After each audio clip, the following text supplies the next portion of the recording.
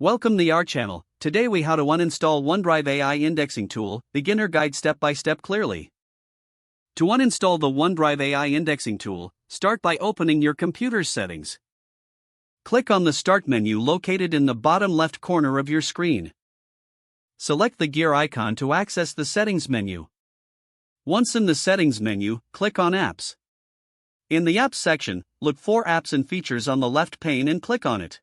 Scroll through the list of installed applications until you find Microsoft OneDrive. Click on Microsoft OneDrive to reveal the uninstall option.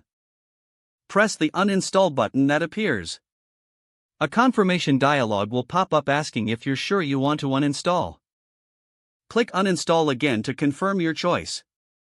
The uninstallation process will begin. Once completed, you will receive a notification indicating that OneDrive has been uninstalled. You may want to restart your computer to ensure all changes take effect. If you encounter any issues, check the Task Manager to ensure no OneDrive processes are running. After restarting, confirm that the OneDrive AI indexing tool is no longer present on your system. You have now successfully uninstalled the OneDrive AI indexing tool. If the page does not load, refresh the browser or try again in a private or incognito window. Make sure you are using the correct email address, then retype it carefully to avoid small typos.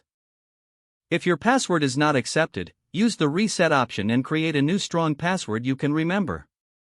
Check your spam folder for verification or security emails, then complete any requested confirmation steps. Enable two-factor authentication if available to improve account security and reduce unauthorized access risk. After signing in, review your profile details so your contact information and settings are accurate and current. If you see an error message, note it down and try again after restarting your device and internet connection. Log out when you finish, especially on shared devices, to keep your account and payment information secure. If the page does not load, refresh the browser or try again in a private or incognito window.